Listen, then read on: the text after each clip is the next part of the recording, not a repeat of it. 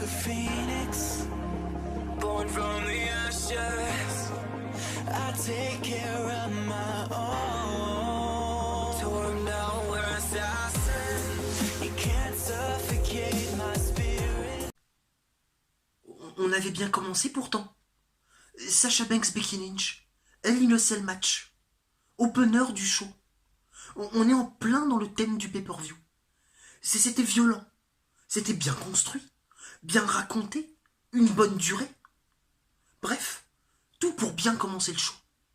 Vraiment, les bases étaient parfaites. Bon, le seul truc qu'on pourrait encore chipoter, c'est le résultat du match. Certains, la plupart, comme moi, attendaient une victoire de Sasha Banks. Elle n'est pas arrivée, Becky Lynch est toujours championne. Mais on était vraiment rentré dans le show de manière quasi parfaite. Et puis on a enchaîné. Reigns Bryan contre Rowan et Harper. Alors comme ça, sur papier, la rivalité ne fait pas rêver. Le match non plus, hein, parce qu'un tag team simple, comme ça, entre ces 4 garçons-là, tu te dis bon, ça va peut-être pas casser 3 pattes à un canard. Et puis, finalement, au dernier moment, tornado tag team match. Ah là, on rajoute du rythme. On rajoute des interventions. Pas mal de rotations. Et forcément, on attend le match au tournant par rapport au rythme, par rapport aux enchaînements. Et le match a été de très bonne qualité. En plus, avec des bons choix de vainqueurs. Reigns Bryan. Rowan Harper, merci, au revoir. Rowan repart au Performance Center. Harper, j'espère que tu seras libéré. Qu'on t'amènera, je sais pas, à l'AEW par exemple. Bref, 2 très bons matchs. Et puis derrière, on enchaîne avec un match qui n'était pas prévu sur la carte. On savait de toute façon que ça allait arriver. Hein. Il n'y avait que 4 matchs au programme. On savait bien qu'on allait nous en refourguer 2 ou 3 un petit peu boucherons. Et le premier match boucherou, c'était Randy Orton contre Mustafa Ali. Alors, forcément, moi, en tant que grand fan de Randy Orton, d'ailleurs, et t-shirt RKO à l'appui, forcément, je suis intéressé, je suis intrigué. Et puis je me dis, est-ce qu'enfin, on va avoir un bon match avec Randy Orton, tu vois. Et Mustafa Ali, il a fait un bon match face à Randy Orton. Un très bon match. D'ailleurs, je l'ai remercié via Twitter. Je lui ai dit, mon petit Mustafa, merci. Merci vraiment d'avoir fait un bon match face à Randy Orton, tu vois. Et puis c'est quand même pas simple. C'est pas chose aisée depuis quelque temps de faire des bons matchs face à Randy Orton. C'est même très compliqué, parce que quand tu connais la motivation du mec, tu te dis que ça relève de l'exploit quand même. Donc, merci monsieur Ali. Parfait ce match. Parfait. Vraiment, un match avec Randy Orton ne peut pas être aussi bon que celui qu'on vient de voir. Vraiment. Avec ce Randy Orton-là, personne n'aurait pu tirer mieux que ce qu'a tiré Mustafa Ali. Un magnifique RKO pour terminer. Le RKO sublime. Bien en rythme. Out of nowhere. Vraiment, je m'y attendais pas. Je m'y attendais pas. Tomber 1-2-3. Victoire de Randy Orton. Mustafa Ali, il a eu ses petites phases de domination. C'était assez sympa. Il a eu une exposition. Premier match en pay-per-view depuis un bon moment. Je crois que c'est d'ailleurs son premier match de pay-per-view en main card. Arrêtez-moi si je me trompe, corrigez-moi dans les commentaires, mais je pense que c'est son premier. Et puis Randy Orton, ça lui donne une petite victoire en pay-per-view, ça fait quand même un petit moment qu'il n'avait pas une victoire en pay-per-view. Hein. Donc bon, ça mange pas de pain, ça mange pas de pain. Mais alors après, on est parti dans une autre dimension. Ah oui, complet. Là, on est parti dans le truc, weekly total. C'est-à-dire qu'on a eu des matchs qu'on pourrait avoir à Raw ou à SmackDown, tu vois. Les mauvais Raw ou les mauvais SmackDown. Tu vois, c'est vraiment le genre de match qu'on peut avoir dans ce genre de weekly, un peu bateau. Limite un peu foutage de gueule, tu vois. Alexa Bliss, Nikki Cross contre les Kabuki Warriors. Asuka et Kairi Sane. Tu les as pas vus, les meufs. Tu les as pas vus depuis des semaines et des semaines. Et elles sont là du championnat. Pourquoi, tu sais pas. Mais elles ont le nom. Et les Kabuki Warriors finissent par gagner. Alors on a eu un nouveau visage. Hein. Asuka, Kairi Sane, un peu plus heal qu'autre chose. Asuka qui a fini par cracher une espèce de substance verte sur la gueule de Nikki Cross, ce qu'elle crachait à l'époque quand elle était, vous savez, à la Ballon Japan Pro Wrestling, quand elle catchait au Japon. Hein, elle utilisait beaucoup cette méthode-là pour gagner, quand elle était heal, et là elle l'a réutilisée. Et les Kabuki Warriors sont championnes par équipe de la WWE. On continue à jouer à la patate chaude avec les titres. C'est sympa, ça doit leur faire plaisir, la WWE.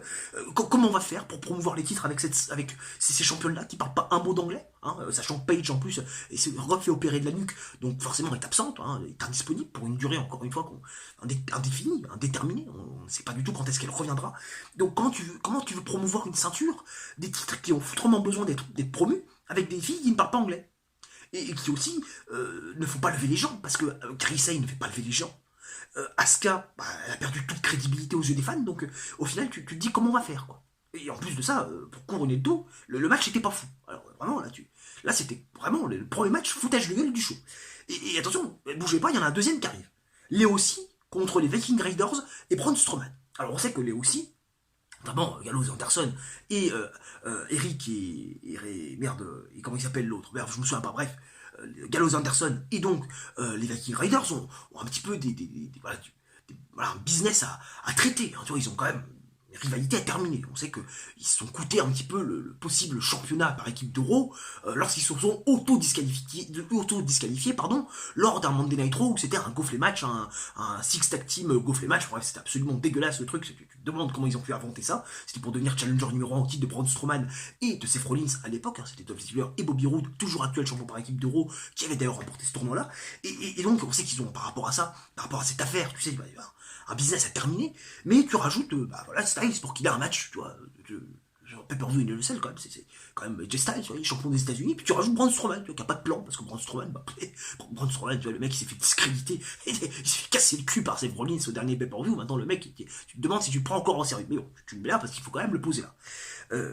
Et c'était loin d'être fou, et c'était très très loin d'être fou, je veux dire, on a eu un match qu'on aurait pu avoir dans un mauvais Monday Night Raw, tu vois, une mauvaise blague de Monday Night Raw.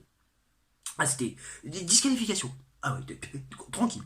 Allez, les Styles, Gallows, Anderson qui s'acharnent sur Braun Strowman, terminé, disqualification, puis derrière Braun Strowman qui prend le dessus pour quand même faire finir sur un bro. Non, ils aiment bien faire ça, les gens. Ils sont même pas levés, les gens. Le Get This Haynes, rien à foutre, les gens ils s'en branlent complètement. Ils ne veulent plus voir Braun Strowman. De toute façon, qui veut encore voir ce Braun Strowman là? Je veux dire, Braun Strowman, ça fait des mois et des mois qu'on n'y croit plus de toute façon. Qui y croyait?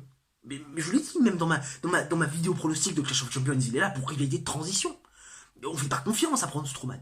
On fait pas confiance à Braun Strowman. Donc, t'as beau le faire gagner à l'Innocent ou me faire finir en tant que vainqueur de la soirée, même s'il s'est fait défoncer le cul pendant le match, je veux dire, j'y crois plus. Je suis plus très intéressé. En fait, je suis même plus du tout intéressé. Et puis derrière, on enchaîne sur un troisième match bouche-trou. Baron Corbin contre Chad Gable. On avait déjà eu ce match-là pour le King of the Ring, finale du King of the Ring. On a cette rivalité aussi, tensions qui sont apparues parce que Baron Corbin n'a pas gagné clean. Puis là, Chad Gable qui refait face à Baron Corbin. On s'est dit, bon, tiens, on a un petit peu de temps à gagner, du temps à gratter. On va essayer quand même de faire un petit match bouche-trou comme ça pour essayer de faire patienter les gens. Parce qu'il faut quand même que le show dure plus de 3 heures. Hein. Faut pas déconner, on a quand même des obligations, tu vois. Et donc, Baron Corbin, Chad Gable, c'est arrivé comme ça. Et puis Chad Gable a gagné. Dans un match qui... En fait, j'ai regardé sans le regarder. Ça m'a tellement fait chier. Tu sais, quand tu tapes 2 matchs bouche-trou à la suite et que tu essayes de rester bien concentré, au bout d'un moment, le troisième, tu vois, t'y arrives plus. Et j'étais pas concentré sur ce match-là, j'ai pas réussi à rentrer dedans. Je me suis réveillé au moment où Chad Gable a gagné par roll-up sur Baron Corbin. Tu vois, c'était vraiment, tu vois, le genre de match bouche-trou, tu vois, qui sert à rien pour bien nous faire patienter et vous dire, écoutez, de toute façon, on a que ça à vous proposer. Nique ta race, tu vois. Ça se finit sur un roll-up. Mais pourrave, tu vois, on en a rien à foutre. Niquez vos races, on en a rien à foutre, c'est juste pour vous faire patienter. Juste pour remplir nos obligations, tu vois, de durée de show. Tu vois, voilà, histoire qu'on ne demande pas que les gens ne demandent pas un remboursement des billets, tu vois. Bon, vu la qualité de merde de ce pay-per-view, notamment sur sa deuxième partie, il pourrait y avoir de demandes de remboursement. Charlotte Bayley, pour le SmackDown Women's Championship. Là, on repart après 4 matchs un petit peu boucheron, même si le Randy Orton, Mustafa Ali, j'étais plutôt concerné. Là, on repart sur un match qui était annoncé, qui était sur la carte. Ok, il y a un enjeu, le SD Women's Championship. Et en fait, à part vous dire que Charlotte Flair a gagné son 10e titre mondial en 10 minutes top chrono, petit clin d'œil, face à Bayley, en faisant taper Bayley sur un figure 8, il n'y a pas grand chose à vous raconter d'autre, en fait. Non, c'était plat. C'était lisse.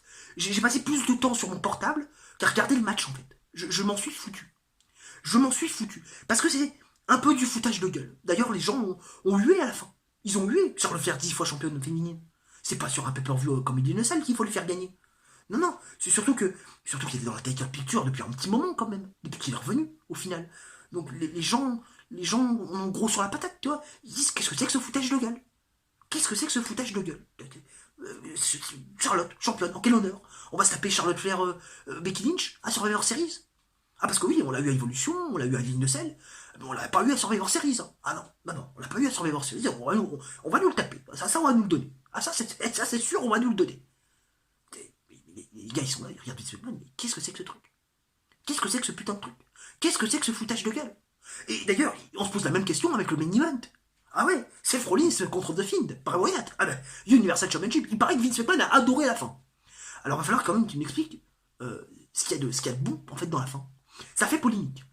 Ah, j'ai vu du sel sur Twitter, sur les sites spécialisés de lutte, j'ai vu du sel. À toutes les sauces. Hein. Mais qu'on se mette bien d'accord 2 secondes.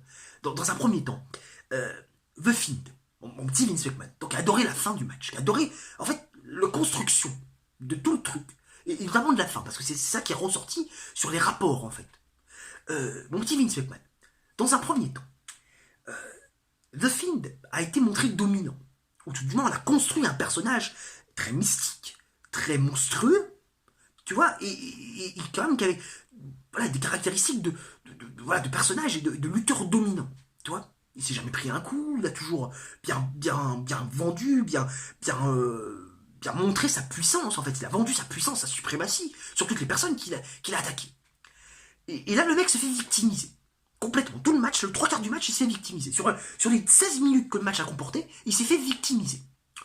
Ça, c'est la première chose. Ça ne colle pas du tout avec le personnage qu'on a eu, qu'on nous a vendu, qui nous a été proposé à l'écran. Deuxième chose, on est dans un Hell in a Cell match. Ce qui signifie qu'il n'y a pas de disqualification. Pourquoi Seth Rollins perd par disqualification? Le match doit aller au bout. Tomber 1, 2, 3. Ou soumission. Mais il doit aller au bout. Il ne doit pas se finir comme ça. Ça n'existe pas une fin comme ça dans un Hell in a Cell match. Ça n'existe pas. C'est pas possible. Et troisième chose, la fin. Vous pensez sincèrement, hein, les officiels, Vince McMahon, que parce que The Fiend, Bray Wyatt, a attaqué et finalement un petit peu cassé le cul de Seth Rollins à la fin du match, ou après le match, que ça va effacer ce qui s'est passé dans le ring pendant le combat? Vous croyez que les gens vont pas s'en souvenir? Vous avez discrédité The Fiend. Complètement. Complètement. Le mec ne peut plus être pris au sérieux. C'est fini. C'est fini. Je savais que ce match allait être casse-gueule. Je le savais. Je vous l'avais dit dans la vidéo pronostic pour tous ceux qui nous regardaient. Ce match était casse-gueule. Je vous avais prévenu. Et ils n'ont pas réussi à faire autre chose que de la merde. Parce que Vince McMahon était aux commandes et parce que on est dans une impasse avec un Seth Rollins qu'on veut montrer très fort, trop fort, peut-être parce qu'on le surpush un peu trop, et un The Fiend qui n'avait pas encore fait ses preuves, mais qui, quand même, par rapport à ses apparitions et par rapport à ce qu'on vendait, eh bien, était dominant. Était quelqu'un qu'on n'était pas censé faire perdre. Ni par soumission, ni par pinfall, ni par arrêt de l'arbitre. Parce qu'il serait KO dans le ring. C'est la pire défaite, en fait, pour le Fiend. C'est le fait qu'il soit jugé par l'arbitre, incapable de continuer le combat. Ça, c'est encore pire. Donc, vous avez tout cassé. Vous avez tout cassé.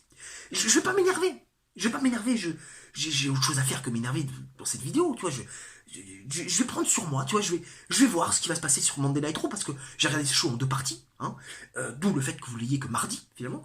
Et je regarderai Monday Night Raw demain. Je vous ferai la review certainement mercredi soir pour que vous l'ayez mercredi soir. Donc demain soir, finalement. Mais je vais pas m'énerver. J'analyse simplement, purement et simplement ce qui s'est passé. Mais ce pay-per-view, la deuxième partie de ce pay-per-view, aussi bien les matchs bouche-trou que les 2 matchs de championnat qui étaient construits, le SD Women's Championship et l'Universal Championship, c'est du foutage de gueule. C'est du foutage de gueule. Clairement. En plus, vous aviez lancé le show sur de bons rails. Mais non, vous vous êtes dit, ça commence trop bien. Ça commence trop bien, la première partie du show est trop bonne. Non, on va quand même un petit peu quand même, pas laisser s'exciter, quoi. Ça reste Papy Vince aux commandes, quoi. Vous excitez pas trop. Qu'est-ce que vous voulez que je vous dise? Il n'y a rien à dire. Il n'y a rien à dire. Rien de plus que ce que je viens d'aborder.